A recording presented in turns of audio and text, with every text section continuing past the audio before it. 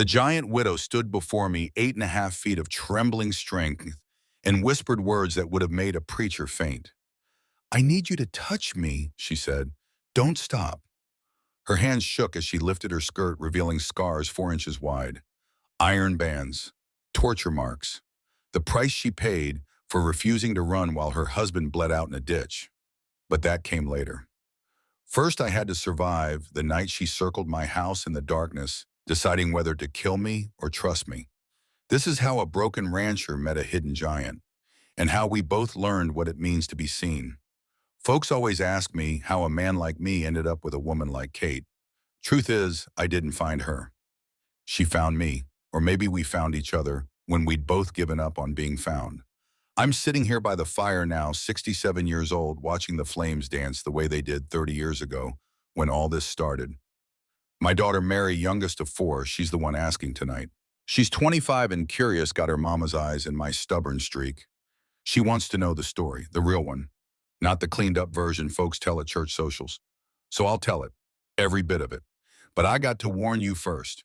This ain't a pretty story. It's a true one. And truth has a way of being messier than fiction. Your mama whispered something to me once that would have made a preacher faint, dead. "I need you to touch me," she said. "Don't stop." And before you get ideas, child, let me tell you what she really meant. Let me tell you how a broken rancher met a hidden giant and how they both learned what it means to be seen. It started in 1887, New Mexico territory. I was 37 then, 3 years a widower, 3 years running from the ghost of my failure. My wife Anna had died of typhoid 3 years prior. I nursed her for 2 weeks while the fever burned her up from the inside. Watched her waste away to nothing while I stayed healthy as a horse. The town back in Missouri, they whispered about it. Said maybe I didn't fight hard enough. Said maybe, just maybe, I wanted her gone. Grief does funny things to people. Makes them cruel without meaning to be. So I sold everything. The house, the land, the memories. Took what little money I had and rode west until the road thinned into dirt and the dirt into nothing. I was looking for a place where nobody knew my name, where nobody knew my shame. That's how I found Blackstone. The town appeared on the horizon like a mirage. One moment there was nothing but city and dust in the blue vault of heaven. The next there were buildings, low structures of adobe and weathered wood clustered around a main street that looked like it had given up on ambition years ago. I rode in at midday. The sun was brutal, the kind of heat that makes the air shimmer and dance. My horse, a bay mare I'd named Patience, was tired. So was I. We'd been riding for 3 weeks straight, sleeping rough living on jerky and creek water. The town was quiet. Too quiet. A few men stood in the shade of the general store watching me with eyes that measured and judged.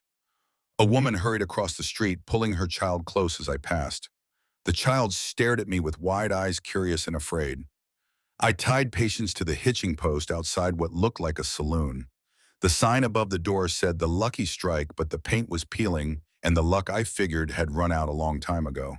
Inside, it was cooler, darker. My eyes took a moment to adjust. There were 3 men at the bar nursing drinks that looked like they'd been nursing them for hours. The bartender, a thick man with a scar running from his temple to his jaw, looked up as I entered. His expression didn't change. Didn't welcome. Didn't reject. Just observed. "I want a whiskey," I said, "and information." The bartender didn't move. Just stared. "I got money," I added, pulling out a silver dollar and setting it on the bar. The 3 men at the other end of the bar turned to look at me. One of them, a tall fellow with a beard that reached his chest, spat tobacco juice into a tin cup. "We don't serve strangers who ask questions," he said. "I'm not asking questions," I replied. "I'm buying whiskey. The information part is optional." The bartender seemed to consider this. Then he reached for a bottle, poured 2 fingers into a glass that had seen better days and slid it toward me. The dollar disappeared into his pocket. I drank. The whiskey burned going down, but it was honest burn. The kind that reminds you you're alive. You looking to settle or just passing through, a voice asked. I turned. The voice belonged to a man I hadn't noticed before, sitting at a table in the corner. He was maybe 45 with kind eyes and the look of someone who'd learned to survive by being useful. He wore a clean shirt and an apron. "A merchant, I guessed." "Settle," I said. "If I can find land nobody wants." The man smiled, but it was a sad smile. There's the Brennan place, he said. 20 acres, spring water, decent barn, been empty 2 years. Why's nobody bought it, I asked. The room went quiet, the kind of quiet that has weight. The man in the corner stood and walked over to me. He extended his hand. Owen Briggs, he said. I run the general store. I shook his hand. Garrett Thorne, Owen gestured to an empty table. Let's sit. This conversation requires sitting. We sat. Owen looked around the room, then leaned in close. His voice dropped to just above a whisper. The Brennan place, he said, is good land. Best in the county. There's an underground spring that could water 10 ranches. Thomas Brennan, the man who owned it, he was a good man. Strong, fair, built that ranch with his bare hands. What happened to him? I asked. Owen's jaw tightened. Dalton brothers happened to him. They wanted the land. Wanted the water rights. Thomas wouldn't sell. So they killed him, ambushed him on the road back from town, shot him 6 times and left him in a ditch. I felt my stomach tighten. The law do anything. Owen laughed, but there was no humor in it. The law here is Sheriff Clayton Wade, and Wade's pocket is deep enough to hold Dalton money, so they got away with it. They got away with murder, Owen said, but they didn't get the land. Why not because of her? Her, Owen sat back studying me. His widow, Kate Brennan, 8.5 feet tall, they say, maybe 9, strong enough to lift a horse. Killed one of the Dalton brothers with her bare hands when they came for the ranch after Thomas died. Broke his neck like a twig. I must have looked skeptical because Owen held up his hand. I know how it sounds, but I saw her once, years ago before Thomas died. She's real, Mr. Thorne. Real as you and me. And she's been living on that land alone for 2 years, keeping everyone away. The town thinks she's cursed, Owen continued. They say the land is haunted, that at night you can hear her crying, or maybe it's the wind, or maybe it's worse. You believe that, I asked. I believe, Owen said carefully, that Kate Brennan is a woman who's been hurt too much and left alone too long. I believe she's dangerous if crossed, and I believe that land will either make you or break you. I drank the rest of my whiskey. How much? For the land, for the land. Owen named a price. It was almost nothing. The kind of price that comes with strings attached with history, with blood. I'll take it, I said. Owen looked at me for a long time. Then he nodded. I'll draw up the papers. You can move in tomorrow if you want. But Mr. Thorne, let me give you some advice. Don't go to the cottonwoods at dusk. And if you see her, don't run. Running makes it worse. What should I do? Owen stood. He put his hand on my shoulder. That friend you'll have to figure out yourself. Every man who's tried to tell Kate Brennan what to do has ended up regretting it. I spent the night in a boarding house that smelled of old cooking and older regrets. Couldn't sleep. Kept thinking about what Owen had said, about Thomas Brennan and his giant widow, about land that nobody wanted but everybody feared. In the dark, I thought about Anna, about the way she looked at me in those final days, eyes bright with fever, asking me if I'd done everything I could. I'd done everything. But sometimes everything isn't enough. Maybe that's why I was willing to take a chance on cursed land. When you've already lost what matters most, what's left to be afraid of? Dawn came slow and red. I collected my things, paid the boarding house keeper, and met Owen at the general store. He had the papers ready, simple documents that transferred ownership of the Brennan place to me. I signed in where he indicated, paid in cash. Owen gave me a map, hand-drawn but detailed. It showed the route to the ranch about 5 miles northwest of town. He also loaded my saddlebags with supplies. Coffee flour, salt pork beans, enough to last a week. One more thing, he said, and handed me a Winchester rifle. It was used but well maintained, just in case, he added. Just in case of what? Whatever you find out there. I rode out of Blackstone at mid-morning. The sun was already high and hot. Patience seemed eager to leave the town behind. Maybe she felt the same unease I did. The sense that we were being watched by unfriendly eyes. The land changed as I rode. The scrub gave way to grassland, dry and yellow in the late summer heat. In the distance, I could see mountains. The Sangre de Cristo range rising like the bones of the earth against the sky. Beautiful and terrible at the same time. The ranch appeared suddenly emerging from a fold in the land. I crested a low rise, and there it was. 20 acres of fenced pasture, most of the fences broken or leaning. A barn that tilted to one side like a drunk, trying to stay upright. A house of adobe and wood that looked like it was breathing, the walls expanding and contracting as the wind pushed through gaps in the boards. I rode closer. The burnt fence posts stood like grave markers, blackened and twisted. The barn door hung from one hinge, creaking in the breeze. There were no cattle, no chickens, no signs of life, but there were signs of someone. I dismounted and tied Patience to what was left of a hitching post. Walked slowly toward the house, one hand on the rifle. The wind picked up, carrying the smell of sage and dust and something else. Something burnt. Old fire. Old violence. The porch steps groaned under my weight. The door was closed but not locked. I pushed it open. It swung inward with a sound like a scythe. Inside the house was dim. Dust motes danced in the shafts of light that came through cracks in the walls. The furniture was simple. A table, two chairs, a stove. Everything sized for normal people. Everything covered in a fine layer of dust. But there were things that didn't belong. A coat hanging on a peg near the door. A coat that would fit someone twice my size. Boots by the hearth. Boots that were easily 2 feet long. On the table, a cup. It looked recent, as if someone had drunk from it this morning. I stood very still listening. The house creaked and settled around me. Wind whistled through the moss. But there was something else. A feeling. The sense of being observed. I stepped back outside. The sun was lower now, painting the land in shades of gold and amber. I walked around the house, rifle ready, but not aimed, looking for any sign of the woman Owen had described.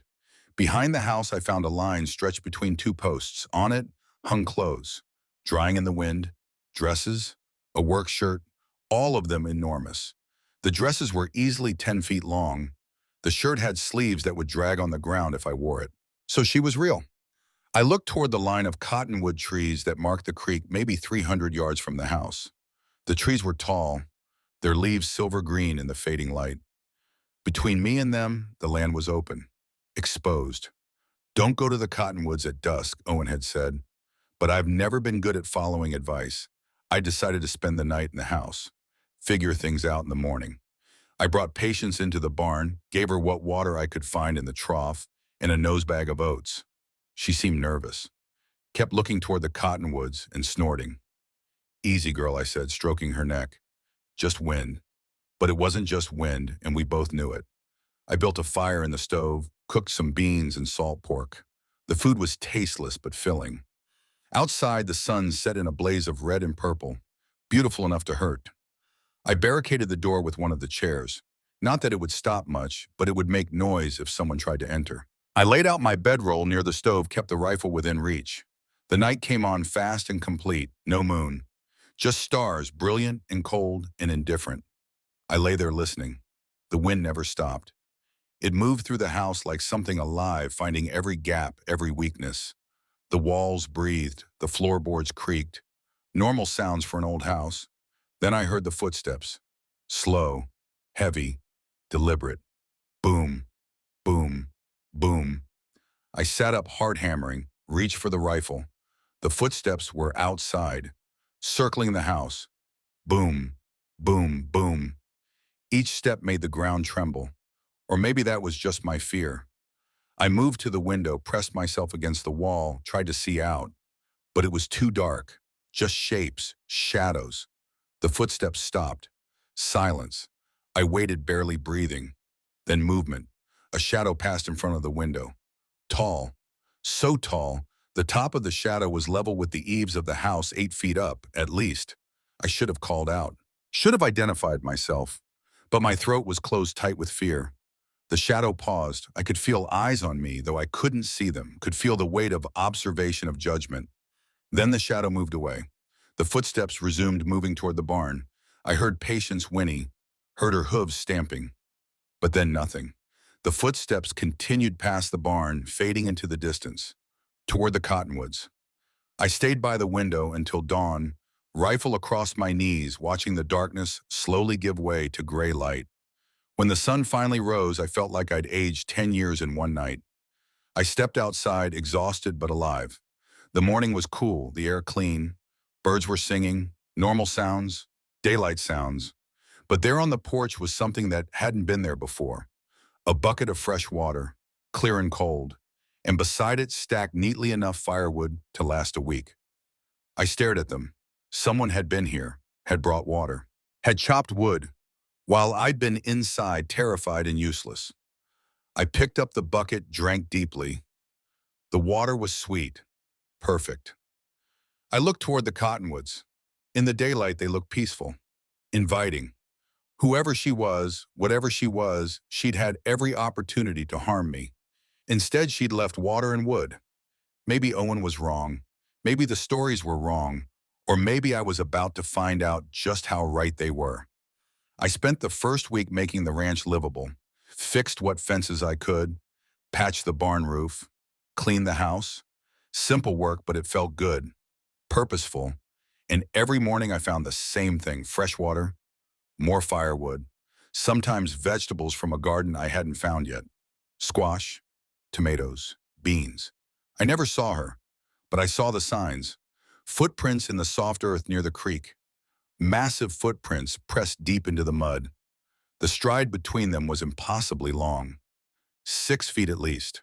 On the fifth day, I started following the tracks. They led from the house to the barn, to the creek, and back to the cottonwoods.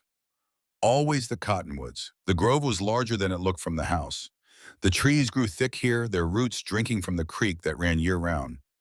It was cooler under the canopy, shaded in green, a different world from the harsh sun of the open range.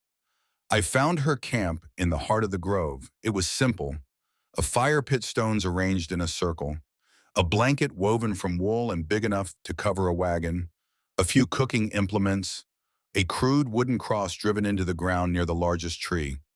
The cross had words carved into it. I knelt to read them. Thomas Brennan, beloved husband, 1877 to 1885. So this was his grave, and she'd been living here guarding it for 2 years. I heard the sound of water, running water. The creek was close. I moved toward it, careful to make noise, not wanting to startle anyone. That's when I saw her. She was kneeling by the creek, washing something in the water. Her back was to me. Even kneeling, she was taller than a man standing. Her shoulders were broad, her arms thick with muscle. She wore a black dress, faded and patch cinched at the waist. Her hair, black as midnight, fell in a braid down her back. I should have announced myself, should have called out, but I just stood there, frozen by the sight of her. She finished washing and stood. And when she stood, the world tilted. 8.5 feet, maybe more. Tall enough that her head was level with the lower branches of the cottonwoods. But it wasn't the height that took my breath. It was the way she moved, graceful despite her size, careful as if she was used to being gentle in a world that wasn't built for her. She turned, saw me. We stared at each other across the clearing. Two strangers, two survivors. Her face was not what I expected, beautiful in a way that defied easy description. Strong jaw, deep brown eyes that held oceans of old pain. Weathered skin that spoke of years in the sun. She was maybe 34, 35, around my age. But it was her expression that struck me. Not anger, not fear, resignation, as if she'd been expecting this moment, dreading it, knowing it had to come. I raised my hands slowly, showing I was unarmed. Left the rifle back at the house. I don't want trouble, I said. My voice sounded strange in the quiet of the grove. This is my land now, bought legal from the bank. She didn't move, didn't speak. I continued, feeling like a fool. Your husband's land. I didn't know he was dead. Didn't know about you. I'll leave if you want. Just tell me. Still nothing. I lowered my hands. Look, I said I'm not here to cause problems. I'm just a man who needed a place to disappear. Same as you, I figure. Something in her expression changed. A crack in the armor. Legal, she said. Her voice was low, steady, not wild, not monstrous, just tired. They sold what they were too scared to steal. I took a step closer. Stop, when she tensed. The bank gave me papers. Papers, she repeated.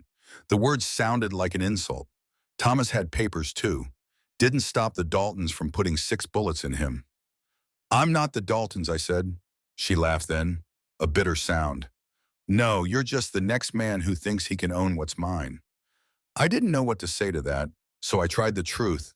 I lost my wife 3 years ago. Town blamed me for not saving her. I came west to get away from the blame. from the shame.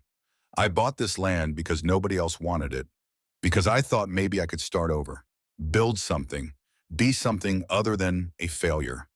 The words hung in the air between us. She studied me, really looked at me for the first time, and I could see her making calculations, weighing risks, deciding if I was telling the truth or just another liar in a world full of them. "What's your name?" she asked finally. "Garrett Thorne." She nodded slowly.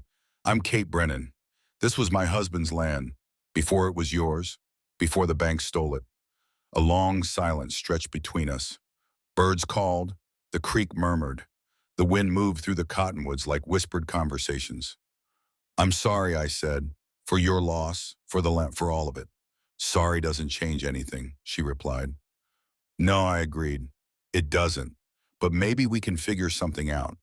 You've been leaving me water, wood, food. That's more kindness than I've known in 3 years. Let me return it. How work the land with you, build it back up. I need hands. You need—" I paused, searching for the right words. "Proof you're not a ghost." She flinched at that, as if I'd struck her. "They call me that," she said quietly. "The ghost, the curse, the monster. You're none of those things," I said. She looked down at her hands. They were scarred, weathered, strong enough to break bones. "I killed a man," she said. "Frank Dalton. When they came for me after Thomas died, I broke his neck with my hands, felt his bones snap. 3 years, and I can still feel it. You defended yourself." She met my eyes again. I enjoyed it. For 2 seconds, I enjoyed feeling strong instead of scared. "What does that make me human?" I said. "Being angry at the people who hurt you. That's not monstrous. That's human." She seemed to consider this. Then slowly she shook her head. "You don't know me. Don't know what I'm capable of." "Maybe not," I said, "but I know you've had every chance to hurt me this week and you haven't. You've brought me water instead." "That tells me something. It tells you I'm lonely," she said. "Not kind, lonely." "Then let's be lonely together," I offered. "Work the land, share the trouble when it comes. And Kate, it will come. The Daltons won't stop." She looked past me toward the house visible through the trees. "I can't go back there," she said. "To the house. It's full of him. Full of memories." "Then don't," I said. "Stay here, in the cottonwoods. I'll stay in the house. We'll work dawn and dusk. That's all. Just work." She was quiet for a long time. So long I thought she'd refuse. Then she nodded. Once, just a small movement of her head. "But I don't shake hands," she added. "Not anymore." "Why not?" "Because I'm afraid I'll crush yours. Because I don't know my own strength. Because I've forgotten what gentle feels like." I understood then. The loneliness, the fear of herself, the 2 years of isolation, not just from people, but from human touch.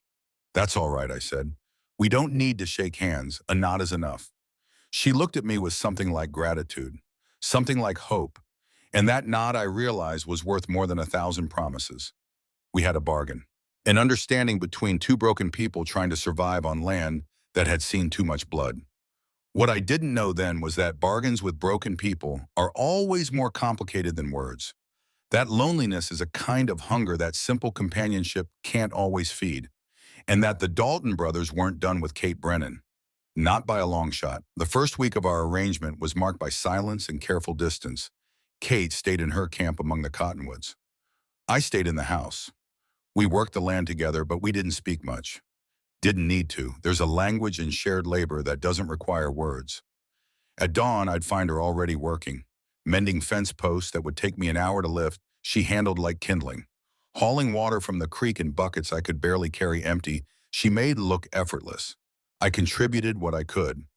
My knowledge of ranching, my ability to work leather and rope, my skill with tools and planning. We fell into a rhythm. She would work the heavy labor.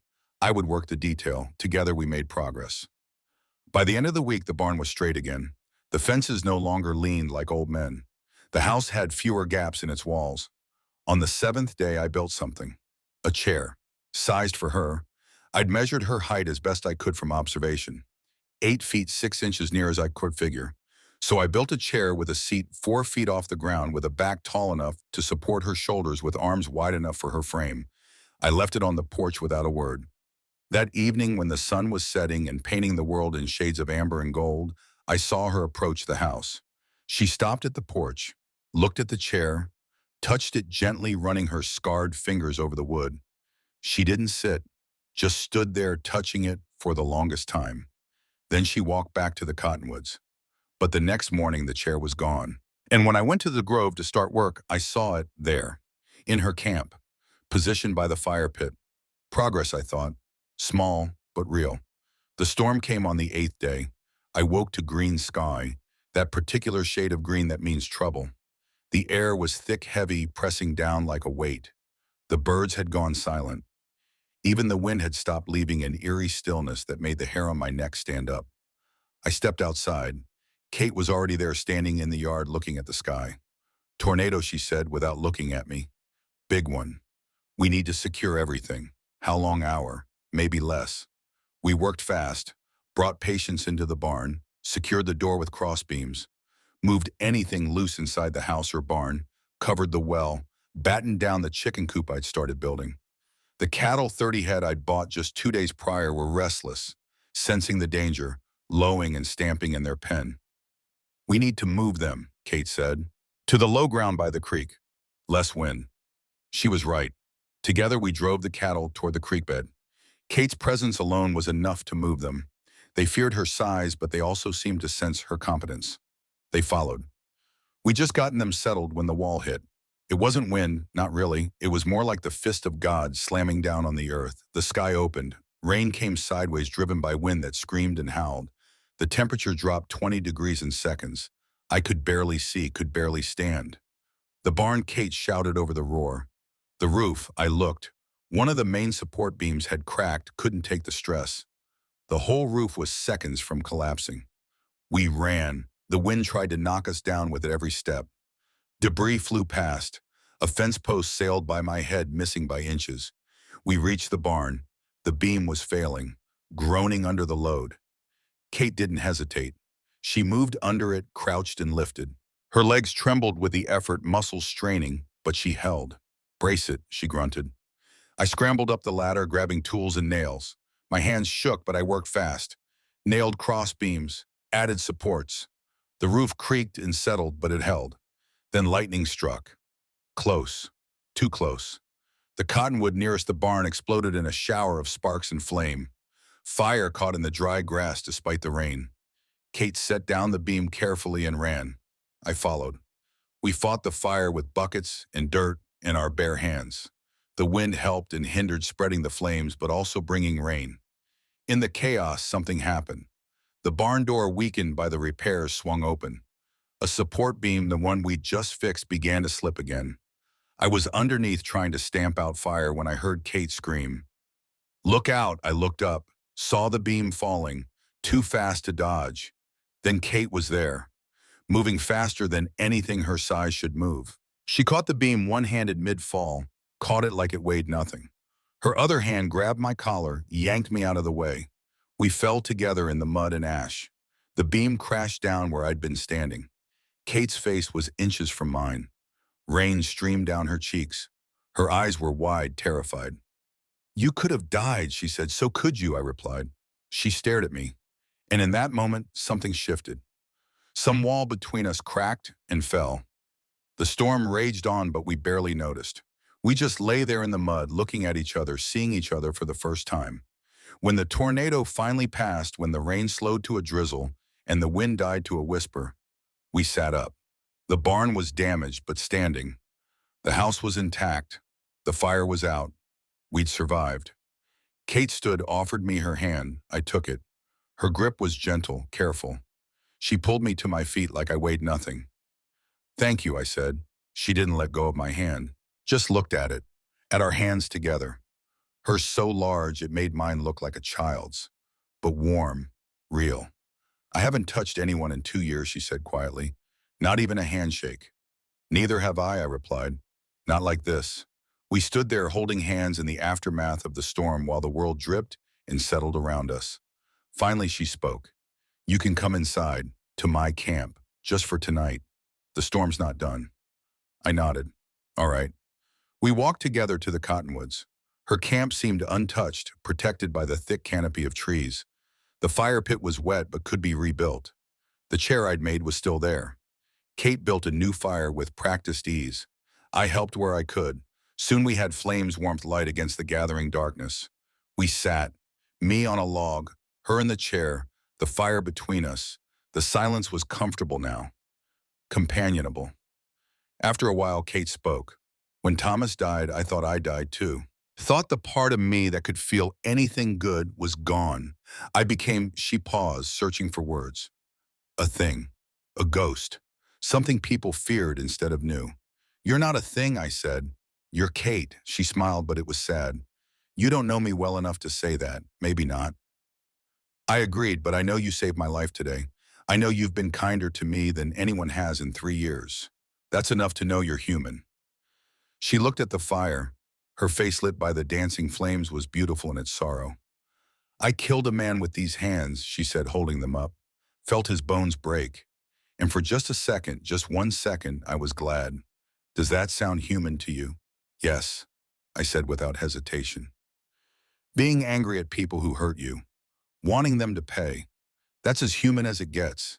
What matters is what you do after. And you didn't become a killer, Kate. You became a protector of this land, of your husband's memory. She was quiet for a long time. Then so softly I almost didn't hear and thank you. We stayed by the fire until dawn, talking sometimes, silent others. And when the sun finally rose, painting the cottonwoods in shades of gold, I realized something. For the first time in 3 years, I didn't feel alone. Neither, I suspected, did she. That was when everything changed. When the careful distance we'd maintained began to close. When two broken people started to imagine that maybe, just maybe, they could build something from the pieces. But the world wasn't done with us yet. Not by a long shot. The days after the storm brought a kind of peace I hadn't known in years. Not the peace of silence or solitude. Something different. The peace of shared purpose. Kate moved into the barn. Not the house, not yet. She said the house was still too full of Thomas, too heavy with memory. But the barn she could manage. We cleared out a corner, built a partition for privacy. I fashioned a bed frame from thick timber strong enough to hold her weight. She stuffed a mattress with prairie grass and wool from sheep I didn't know we had, until she showed me the small flock grazing beyond the creek. Thomas kept them, she explained. I've been shearing them alone for 2 years, selling the wool in town through Owen. You go into town? She shook her head. Owen comes out. Once a month. He's the only one who does. We established a routine. Breakfast together at dawn. Kate cooked and she was good at it. Better than good. She'd learned from her mother, she told me, back before the growing started. Before she'd become what she called unusual. I was normal until 12, she said one morning, flipping cornmeal cakes on a skillet that looked toy-sized in her hands. Woke up one day and my feet didn't fit my shoes. By 13, I was 6 feet. By 15, 7. It stopped around 20. 8 feet 6 inches. That's where I stayed.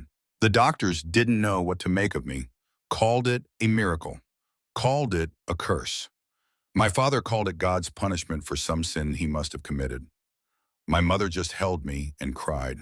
Where are they now? Dead. Fever took them when I was 23. Thomas found me a year later, working in a traveling show. They billed me as the giantess of the plains, made me stand on a platform while people paid a nickel to stare. She flipped the last cake, her jaw tight with old anger. Thomas saw the show in Kansas City, came back the next night, and the next. On the 4th night, he waited by the tent after, asked if I wanted to leave. Just like that, just like that. I asked him why. He said, because you look like you're dying inside and nobody should have to die like that.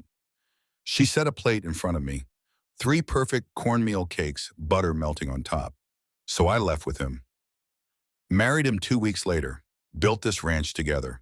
Had 8 good years before the Daltons took it all away. I'm sorry, I said. She sat across from me with her own plate. Don't be. I got 8 years of being human instead of a curiosity. That's more than most people like me get. We ate in comfortable silence. The morning sun slanted through the barn doors, painting everything gold. After breakfast, we worked. The fences were nearly done. The barn roof was solid. We dug a new well closer to the house. Started planning for cattle expansion come spring. Kate had a mind for the business side of ranching. She knew market prices, knew when to buy and sell, knew which breeds did well in New Mexico territory and which would founder. Thomas taught me, she said when I commented on it, said a ranch is as much arithmetic as sweat. She also had a sense for the land itself, knew where water was likely to be underground, knew which grass the cattle preferred, knew the signs of weather changing days before it arrived. We made a good team. My detail work and her strength, my shooting and her strategic thinking, my past as a failure and her past as a spectacle. Two broken things that somehow fit together. The third week, Owen Briggs rode out.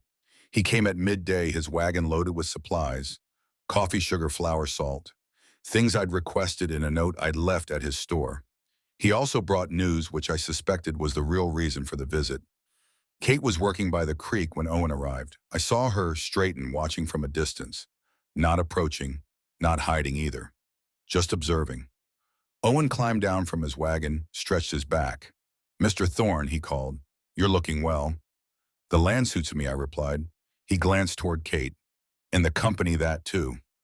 Owen smiled. He had a kind face, Owen, the face of a man who'd seen hard things but refused to become hard himself. "She lets you live," he said. "That's further than most get.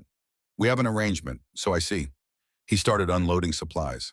"Town's talking," he added casually, "about the smoke from your chimney, about the fixed fences, about you and her working together.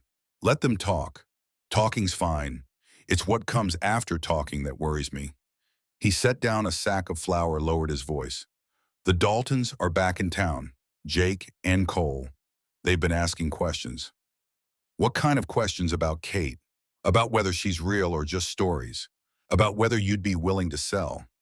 "I'm not selling." That's what Thomas said. Owen's words hung heavy in the air. I helped him unload the rest of the wagon in silence. When we finished, he pulled out a tobacco pouch, offered it to me. I declined. He rolled himself a cigarette with practiced ease. "Can I give you some advice, Mr. Thorne?" I nodded. "Don't underestimate the Daltons. Jake's the smart one. Calm, patient, makes him more dangerous than his brother Cole, who's all temper and muscle. They've been planning something for 2 years, waiting. Now that you're here, they'll make their move. What do you think they'll do?" Owen lit his cigarette, inhaled deeply. "They want the spring, the underground water rights. That's worth $50,000, maybe more. Thomas wouldn't sell.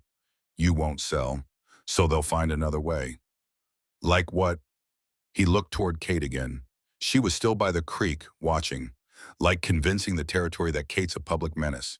Get her arrested or committed. Then the land reverts and they can buy it legal. Can they do that? Sheriff Wade would help them. For the right price."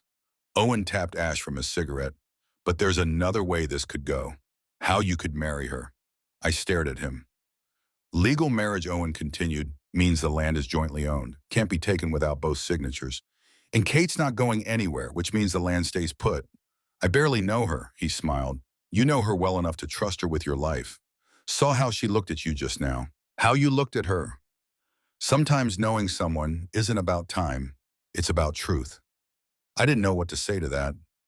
Owen finished his cigarette, crushed it under his boot. "Think about it. And Mr. Thorne, be careful. The Daltons don't play fair. They play to win."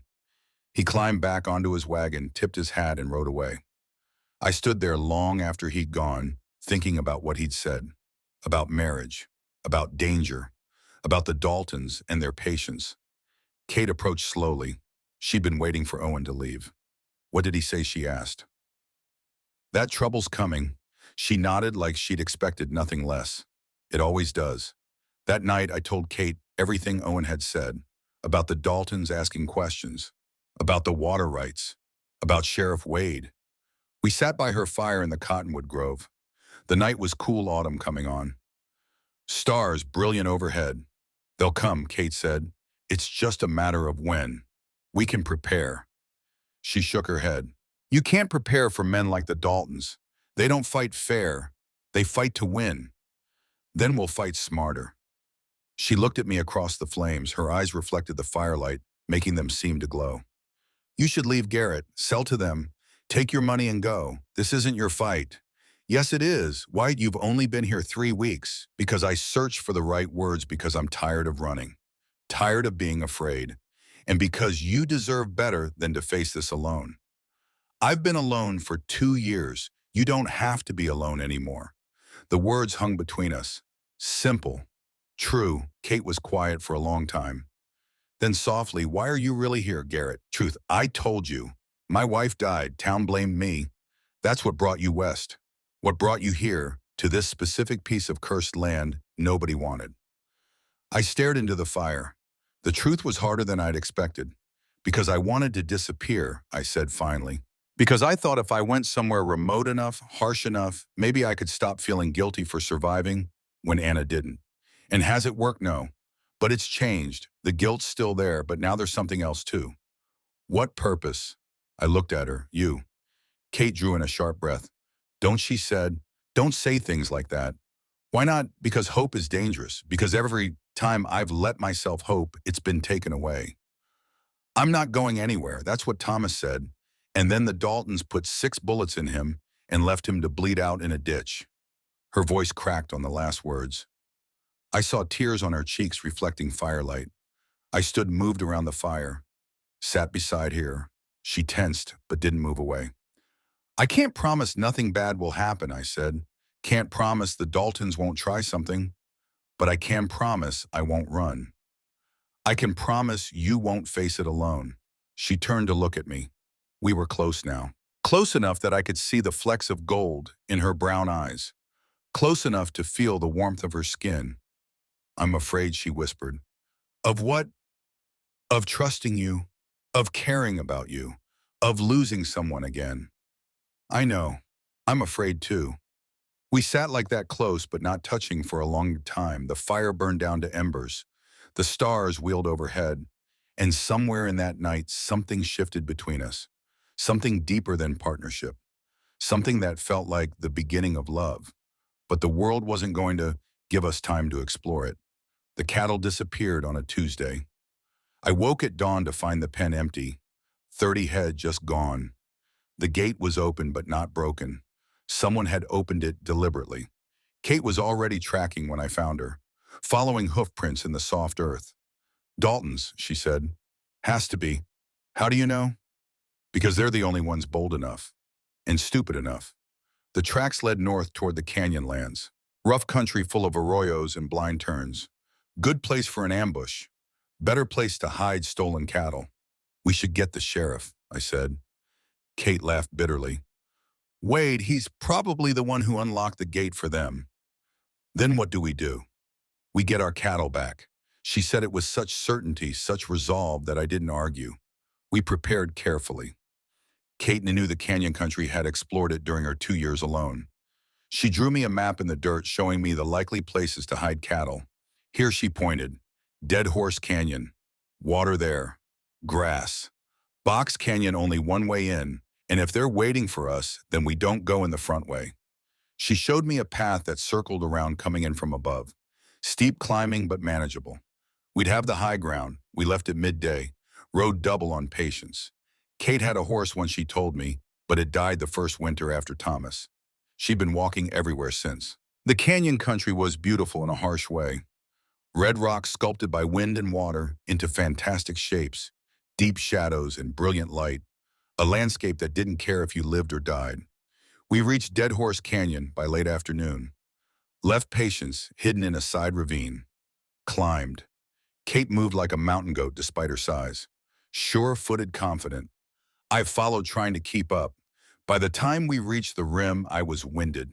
She wasn't. Below in the canyon were our cattle, and 5 men. I recognized the Dalton brothers from Owen's descriptions.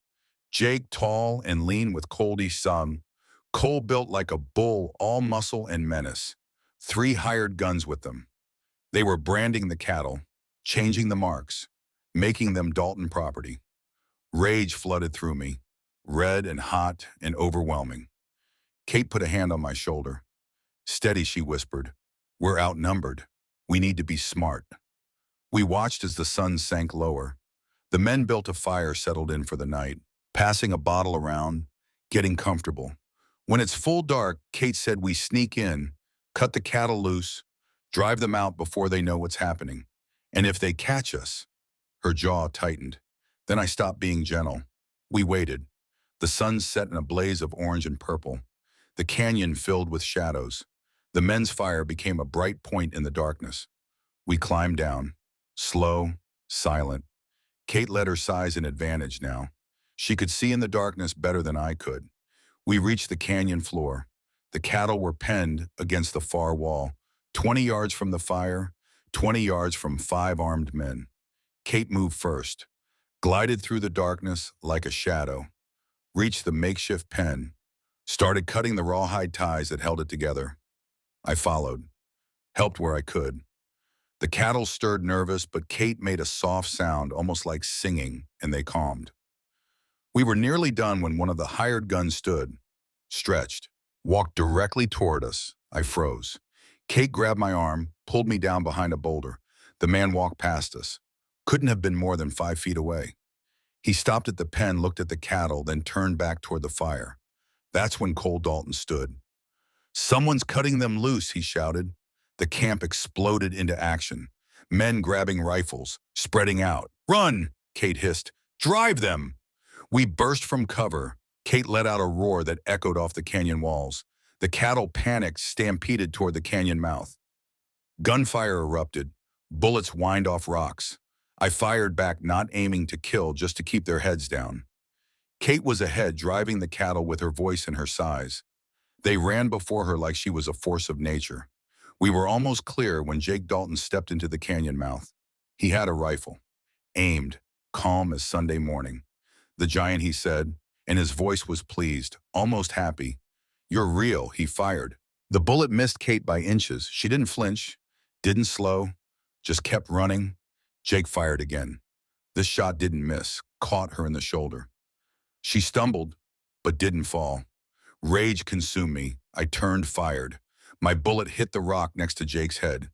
He dove for cover. Kate reached him first, grabbed his rifle with one hand, yanked it away, lifted Jake by his collar, held him off the ground. "You killed my husband," she said.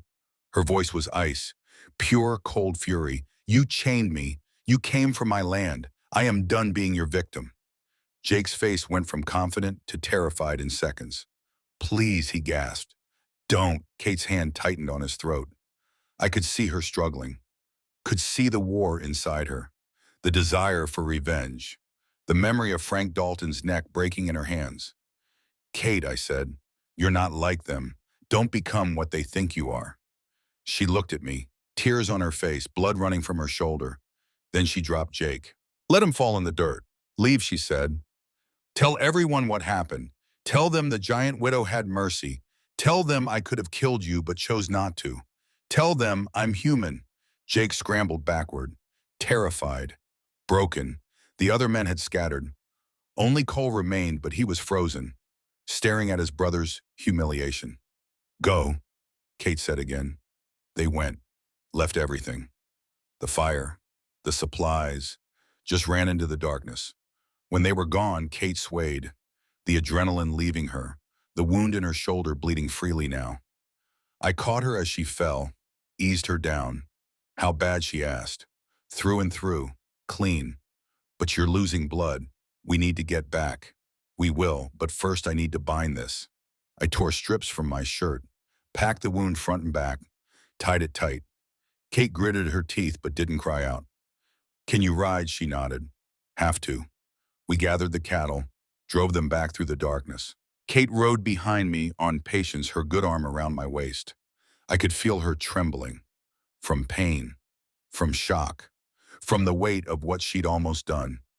We reached the ranch as the sun rose, got the cattle penned, got Kate into the barn.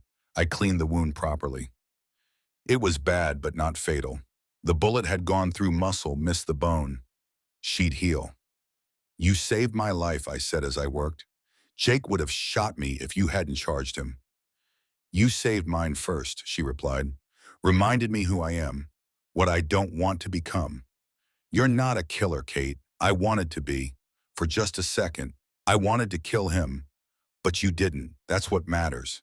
She closed her eyes, exhausted, hurting. I'm so tired, Garrett. Tired of fighting. Tired of being alone. Tired of being afraid. I know. I'm tired too.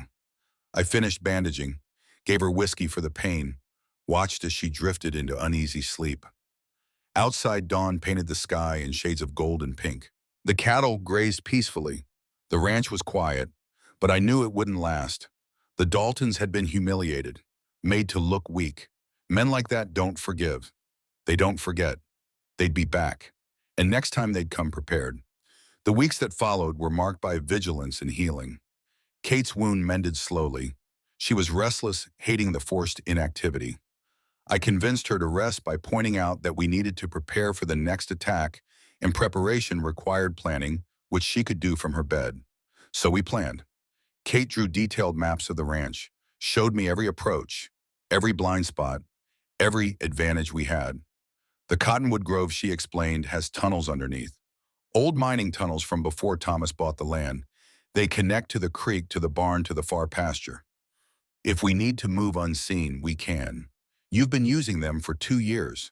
How do you think I brought you water every morning without being seen? I smiled at that. Clever. Thomas taught me. Said a rancher needs to know every inch of his land, even what's underneath. She also revealed something else. A journal. Thomas's journal. She kept it hidden in the tunnels, wrapped in oilcloth. He left this, she said, handing it to me, for whoever came next, for whoever took over the ranch. I opened it. The pages were filled with neat handwriting. Plans for the ranch, notes on the cattle, and toward the end, dated just a week before his death, a final entry. I read it aloud. If you're reading this, I'm likely dead. The Daltons want the spring tunnels. There's enough water underground to supply 10 ranches. But it's also a maze. Kate knows every tunnel. If they come for her, use the tunnels. Make them regret it. I looked up. He knew. He always knew, Kate said quietly. Knew they'd kill him eventually. He just hoped it would be later rather than sooner. Why didn't he sell, take the money, and leave? Because this was our home. Because he refused to be driven out by greedy men. Because he was stubborn and good and believed land was meant to be worked, not stolen. Her voice broke. I miss him. I set down the journal, took her hand, the same hand that had crushed Frank Dalton's throat, that had lifted wagon wheels, that had been gentle with me since the day we met. He sounds like a good man, the best, and I failed him. How I survived. He didn't. What kind of wife survives when her husband dies? The kind who was locked in chains while he was shot. Kate, you didn't fail. You were his victim too. She looked at me with ancient pain in her eyes. Then why does it feel like I should have died with him? Because grief doesn't make sense. Because survivor's guilt is real. Because you loved him, and losing someone you love breaks something inside that never quite heals. I knew these truths intimately, had lived them for 3 years after Anna. But Kate, I continued, not healing doesn't mean you can't live. Doesn't mean you can't find purpose. Doesn't mean you can't let someone else in. Are we still talking about Thomas? Maybe we're talking about both of us. She was quiet. Outside, the autumn wind rattled the barn doors. Inside, we sat close, hands joined, two broken people beginning to imagine wholeness. I need to tell you something, Kate said finally. Something I've never told anyone. All right, when Frank Dalton died, when I broke his neck, it wasn't just self-defense. He'd said things, terrible things about Thomas, about what they'd done to him before shooting him, how he'd begged, how he'd cried. She paused, swallowed hard, and I enjoyed killing him. For 2 seconds, maybe 3, I felt powerful instead of powerless, felt strong instead of victimized. And that, she looked at me, makes me a monster. No, I said firmly. It makes you human. Being angry at the people who hurt someone you loved, wanting them to pay, that's as natural as breathing. What makes you human is what you did after. You didn't become a killer. You didn't hunt down Jake and Cole. You protected this land. You showed mercy when you had every right to vengeance. You really believe that I do. She leaned her head against my shoulder, careful of her wound, but trusting. We sat like that for a long time. Thank you, she whispered. For what? For seeing me, not the stories, not the fear, just me. The first snow came early that year. October brought flakes that melted on contact, but November brought snow that stayed. The land transformed into something clean and white and new. Kate's shoulder had healed enough for light work. We prepared the ranch for winter, brought in hay for the cattle, stocked the barn and house with firewood, salted and smoked meat. Owen visited twice more, brought supplies and news. The Daltons had left town, he reported, gone to Santa Fe. Rumor was they were hiring more men, building a case with the territorial government about Kate being a public menace. How long do we have, I asked. Spring, maybe sooner if the passes stay open. We'll be ready. Owen looked at Kate, who stood nearby. She'd started coming closer during his visits, still wary but less so. Miss Brennan, he said, it's good to see you looking well. She nodded. Thank you for the supplies, Mr. Briggs. It's Owen, and you're welcome. After he left, Kate said, he's kind, like Thomas was. He was Thomas's friend, I said. I didn't know that. The town's not all bad, just scared. Owen's trying to change that, one visit at a time. Kate considered this. Maybe I should go to town, show them I'm not a monster. That's a good idea, but let's wait until spring. Let things calm down first. She agreed, but I could see her thinking about it, planning. December brought a blizzard that lasted 3 days. The world disappeared into white. We stayed in the barn, Kate and I keeping the fire going, keeping the animals fed. On the second night, we ran out of small talk, out of plans, out of everything except honesty. Can I ask you something, Kate said. Anything. Do you think about your wife every day? Does it hurt less? No, but it hurts different. At first it was sharp, like a knife. Now it's dull, like an old wound that aches when it rains. Do you feel guilty for being here, for being with me? I thought about that. Yes, I said honestly. Sometimes I feel like I'm betraying her memory by being happy, by finding purpose again. But I think she'd want me to live, really live, not just survive. Kate nodded slowly. Thomas told me once right after we married that if anything happened to him, I should find someone else. Should be happy.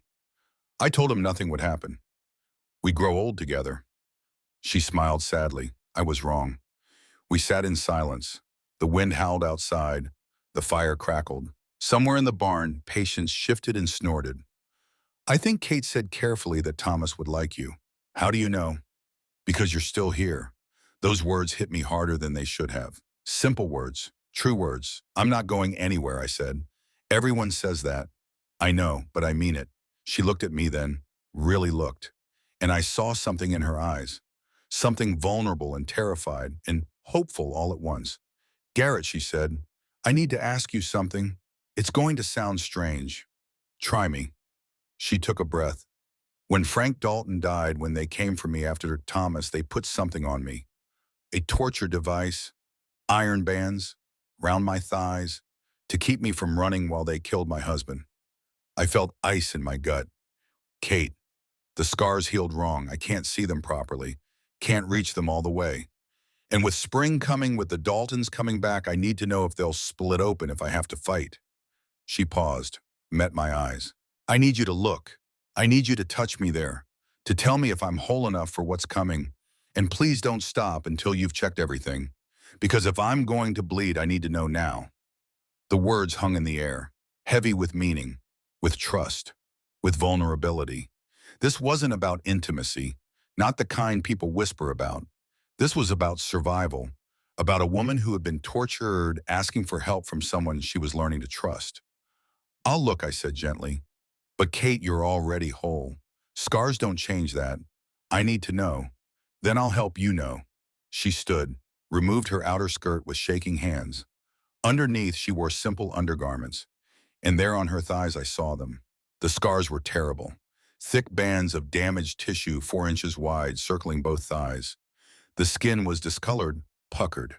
The marks of iron that had been locked on tight for days. I moved closer, examined them carefully. Gently touched the scarred flesh, checking for weak points, for places that might tear. Kate stood very still, but I heard her breathing change, saw tears falling. How long were you locked in those, I asked.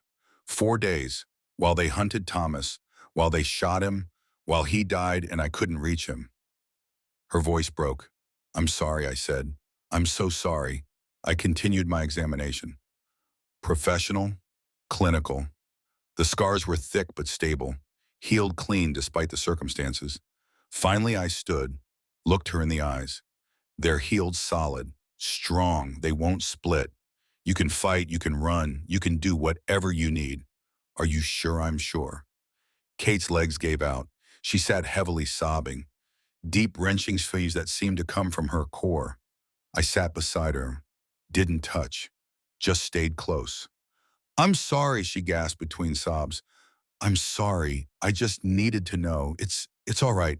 No one's touched me there since it happened. No one's even seen. And I've been so afraid that I'm broken, that I'm damaged beyond fixing. You're not broken. She looked at me, her face wet with tears. How do you know? Because I see you and you're whole. Scarred, yes. Hurt, yes, but whole. She leaned against me then. Let me hold her while she cried. And something shifted in that moment. Some final wall between us crumbled. When the crying stopped, when her breathing steadied, she spoke. Can you stay close tonight? I don't want to be alone. I'm not going anywhere. We lay down together, not for passion, for comfort, for warmth, for the simple human need to not be alone in the darkness. I held her. She let me. And for the first time in 2 years, Kate Brennan slept without nightmares. The blizzard passed. The world emerged white and clean and new. We didn't speak about that night. Didn't need to. Some things exist beyond words. But everything was different now. The careful distance was gone. Kate moved into the house. Her own room, yes, but under the same roof. We ate meals together, sat by the fire in the evenings, talked about everything and nothing. We were becoming something. Not quite lovers, more than friends. Two people learning to trust again, learning to hope. Christmas came. We didn't celebrate much, but I carved her a small figure from cottonwood, a horse, simple but detailed. She held it like it was precious. Thank you, she said. I couldn't think what to get you. You've given me everything that matters. What's that? A reason to stop hiding. New Year's came and went.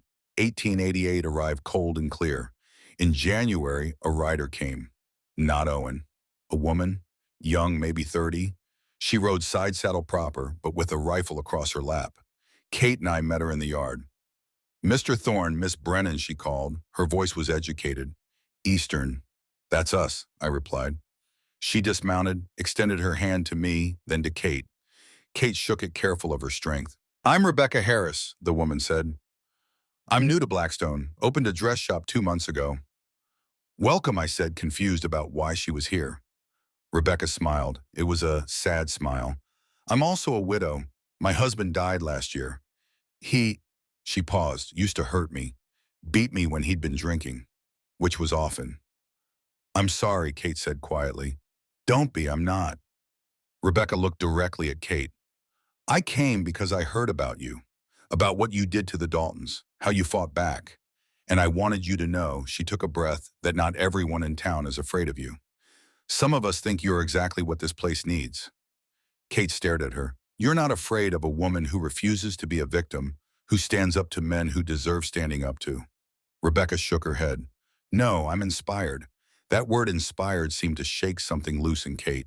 She smiled, a real smile. Thank you. Rebecca stayed for coffee.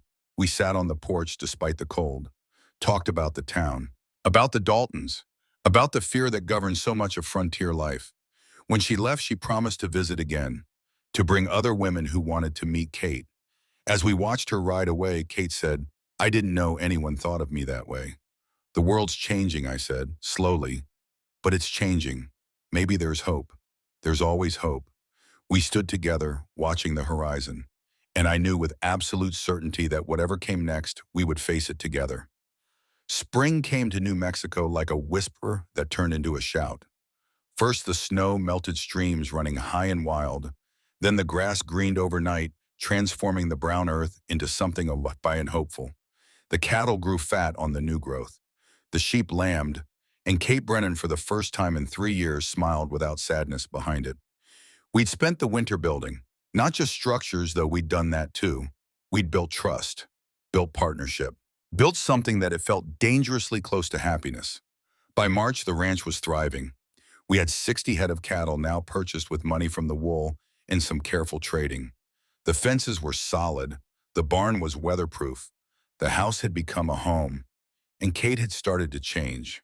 Not physically. She was still 8.5 feet of careful strength, but something in her had softened. She laughed more, spoke more freely, touched me without flinching, small gestures that meant everything. A hand on my shoulder, fingers brushing mine as we passed tools, her head resting against me in the evening as we watched the sun set.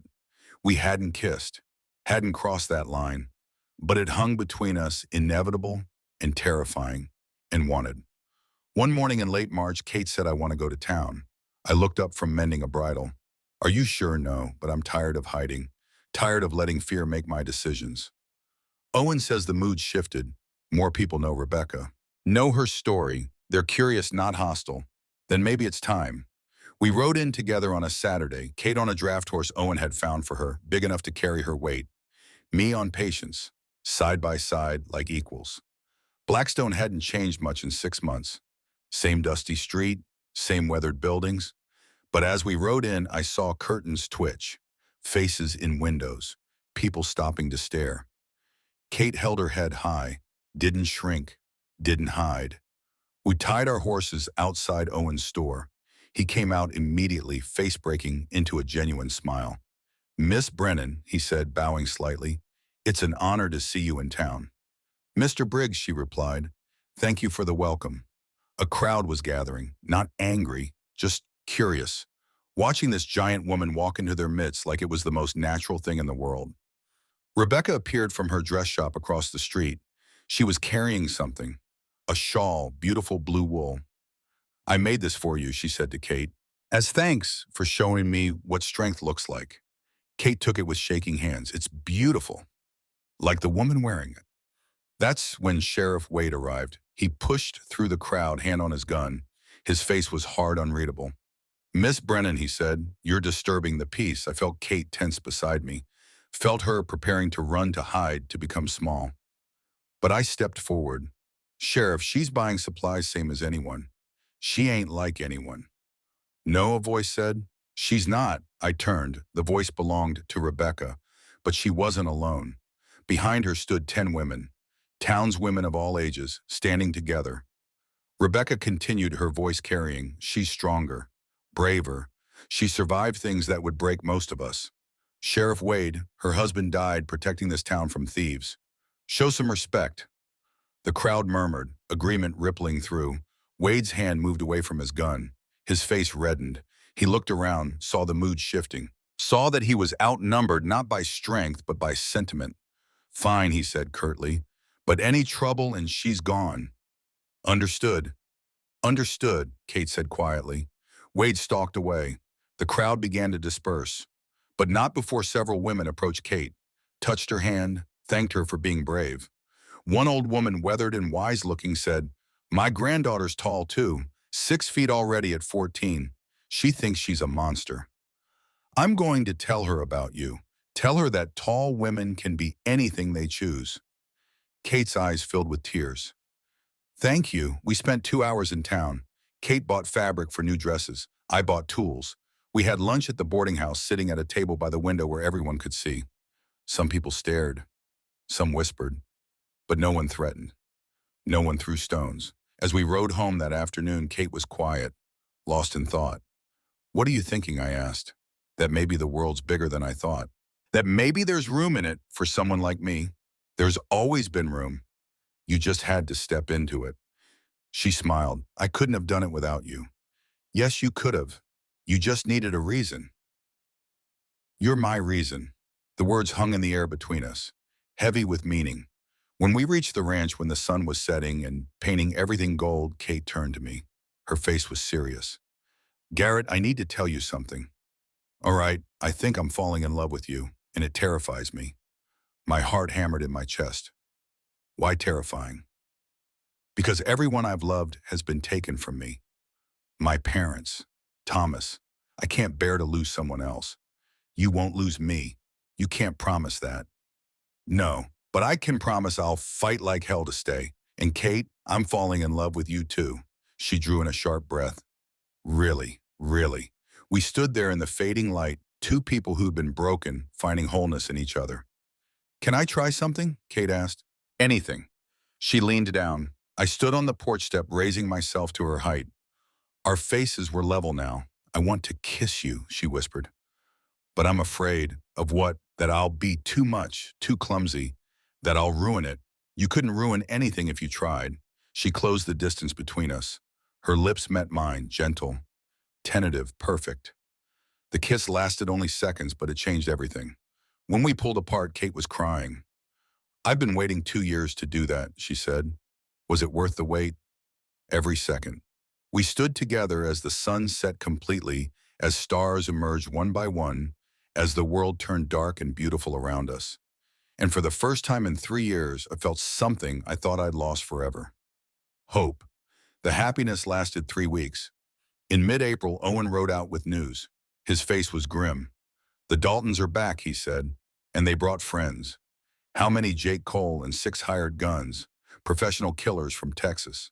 They're camped north of town waiting for what. Owen pulled out a folded paper, handed it to me.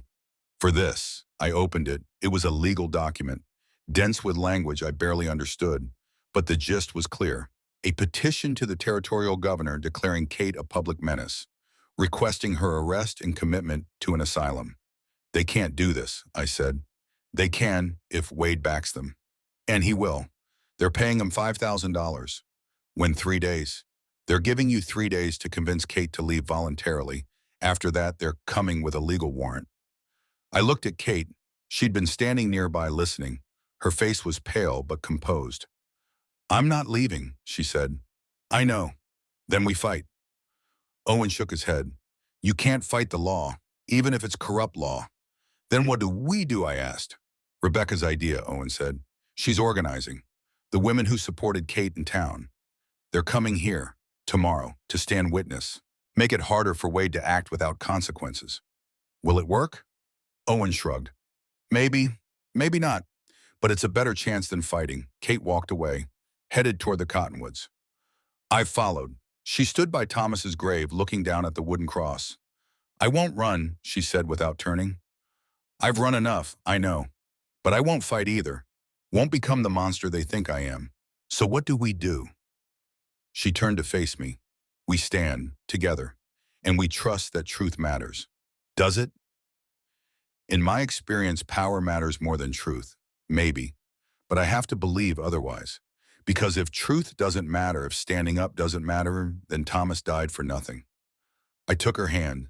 Then we stand. And whatever happens, we face it together. The next day, Rebecca arrived with 15 women. They set up camp on our land visible from the road. A silent protest. A witness. Owen brought supplies. Food, water, blankets. He also brought news. Wade's furious, he said. Says you're harboring a criminal. That this is obstruction. Kate's not a criminal, I replied. Tell that to the judge.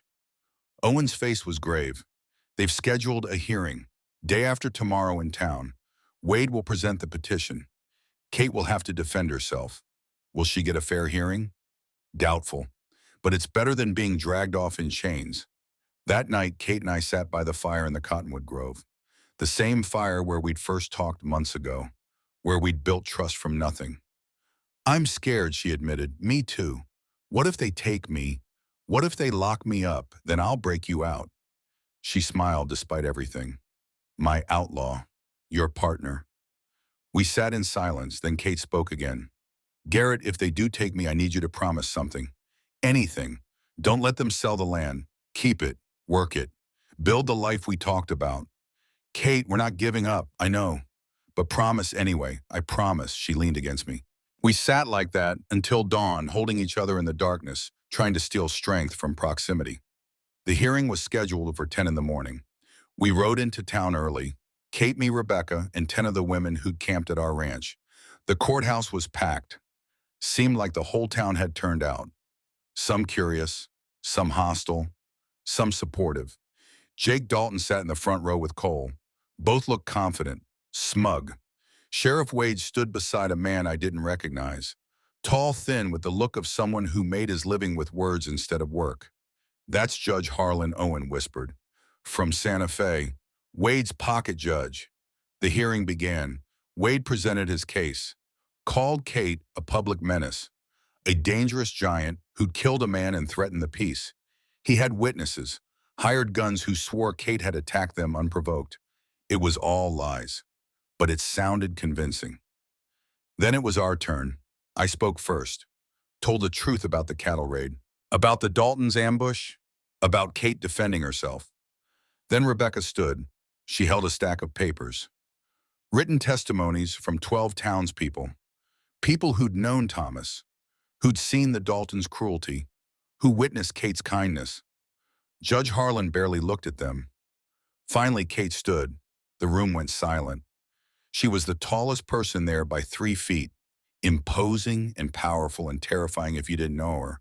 But when she spoke, her voice was gentle. "I'm not asking for pity," she said. "I'm asking for justice. I killed Frank Dalton. That's true. I killed him because he and his brothers murdered my husband, because they locked iron bands around my legs and left me helpless while Thomas bled out, because when they came back for me, I chose to fight instead of die." She paused, let the words sink in. "You want to call that murder? Go ahead. I call it survival. I call it refusing to be a victim. I call it being human." The judge banged his gavel. "That's enough." "No, sir, it's not." Kate's voice grew stronger. "You want to lock me up because I'm different, because I'm tall and strong and won't bow down. But different isn't dangerous. Fear is dangerous. Corruption is dangerous. Men who kill for water rights are dangerous. I stood my ground when everyone wanted me gone. I worked land that was legally mine. I defended myself when attacked.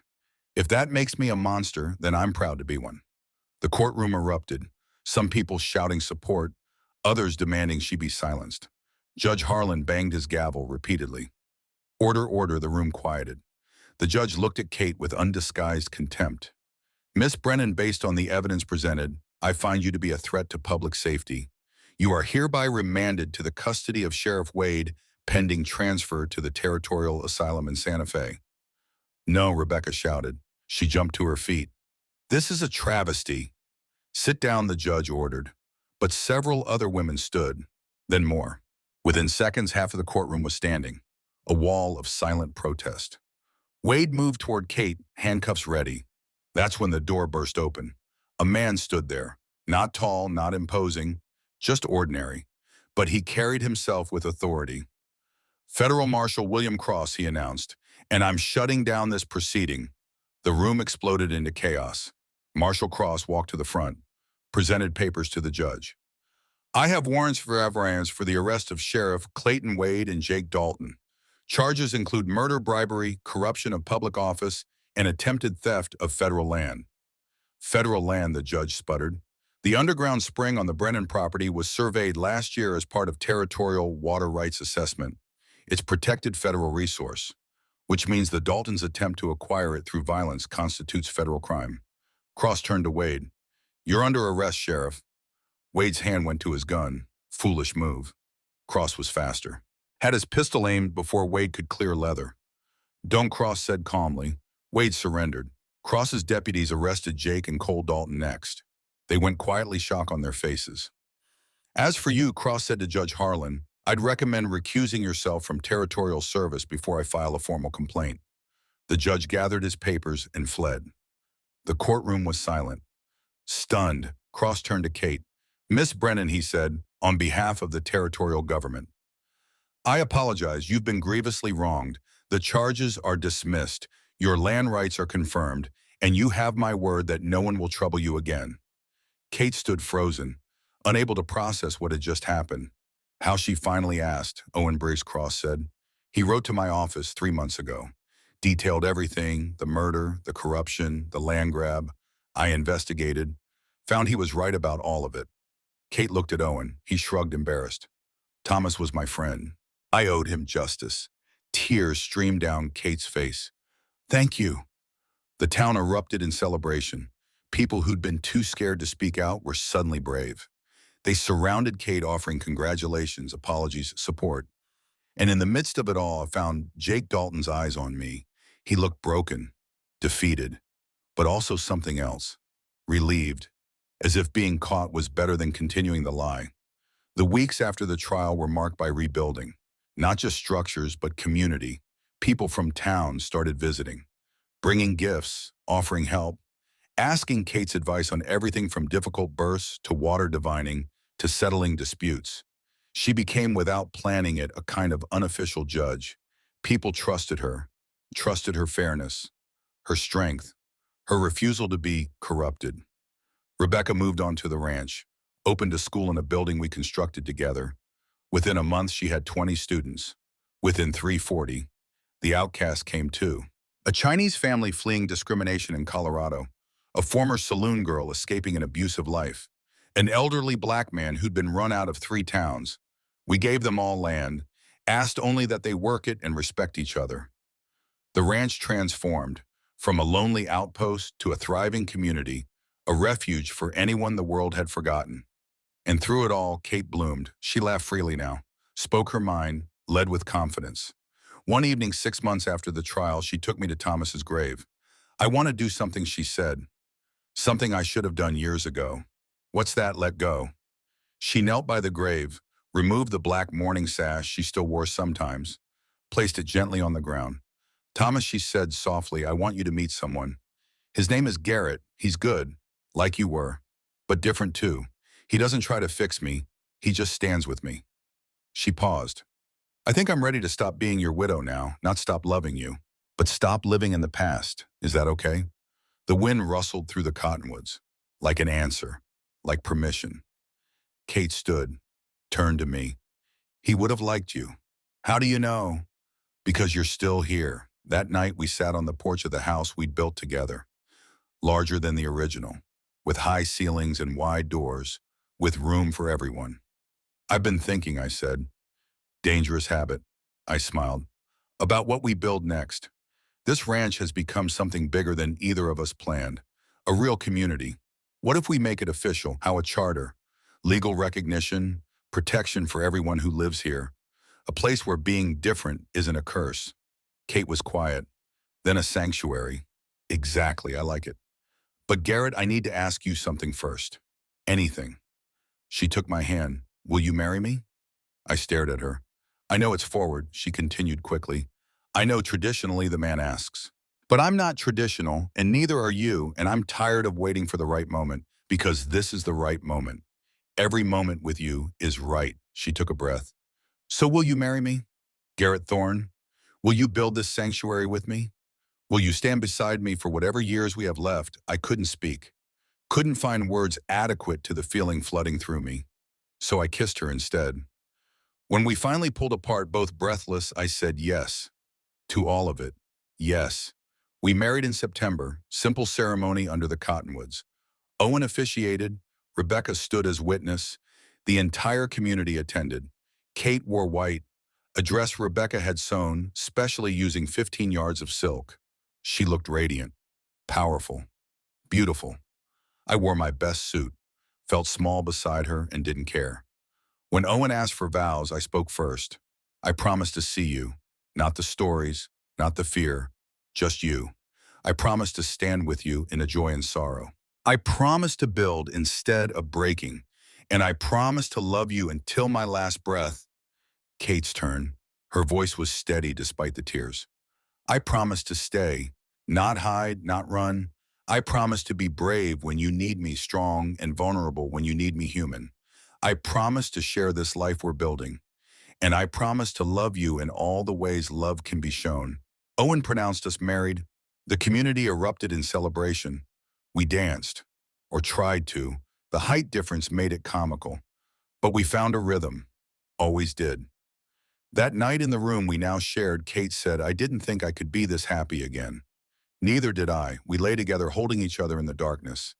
Two broken people made whole through choice and effort and love. And tomorrow, Kate whispered, we start building for real. Tomorrow, I agreed. Spring came again. Our second together. The ranch prospered. The school grew. The community expanded. Kate was pregnant by May. She told me one morning while we were working, just said it casually like she was commenting on the weather. "I'm carrying our child." I dropped the fence post I was holding. "What?" She smiled. "Pregnant. About 3 months. How long have you known?" "A month." Wanted to be sure before I said anything. Kate, are you happy I grabbed her? Lifted her off the ground. She laughed, delighted. When I set her down, I said, terrified and thrilled and so happy I could burst. Good, because I'm all those things too. The pregnancy was difficult. Kate's size made everything complicated, but she was strong, determined. We prepared, built a nursery, made small furniture, hoped. In October, she went into labor. It lasted 18 hours. Rebecca attended along with two women who'd birthed their own children. I was there too, holding Kate's hand, trying not to faint. When the baby finally came, when that first cry split the air, I wept. A son. Small by Kate's standards, normal size by mine. Perfect. We named him Thomas. After the man who'd loved Kate first, who'd shown her she deserved love. Kate held him, marveling. He's so tiny. He's perfect. Our little miracle. The years that followed were good years. Hard, sometimes challenging, often, but good. We had three more children. Jacob, who grew to be 7 feet 2. Samuel, 6 feet even. Mary, normal height. The ranch became famous. People traveled to see the community of outcasts who'd built something beautiful from nothing. Kate became a legend. The giant widow who'd stood against corruption and won. Who'd built a sanctuary. Who'd shown that different wasn't dangerous. But to me, she was just Kate, my wife, my partner, the woman who'd saved me as much as I'd saved her. We grew old together, slower than we'd like, but together nonetheless. And now, sitting here by the fire in 1917, 67 years old, with gray in my beard and ache in my bones, I can look back on 30 years since I first met Kate, nearly 30 years married to her, and know one thing for certain. Love isn't about fitting together perfectly. It's about choosing each other anyway. My daughter Mary's been listening this whole time, tears in her eyes. That's beautiful, Pa, she says. It's true. Is that why you told me the whole story? I nod. You asked how your mama and I met, but what you really wanted to know is how we made it work. A giant woman and an ordinary man. How we built a life when the world said it was impossible. And I look out the window. Kate's there walking across the field with our grandchildren. 7 of them now, ranging from toddlers to teenagers. She's 64, gray-haired, still tall, still strong, still beautiful. We made it work, I say, because we saw each other. Really saw each other. Not what the world said we should be. Not what fear told us we were. Just who we actually were.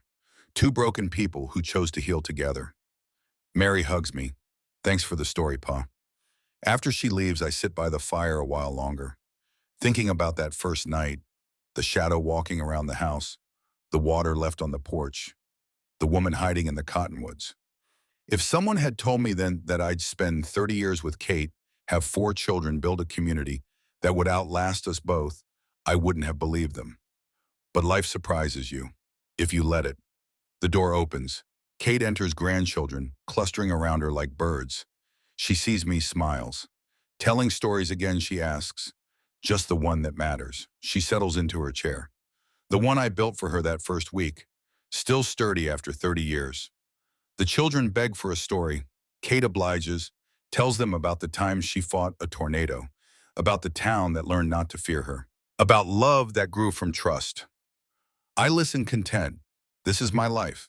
These are my people. This is the sanctuary we built from nothing.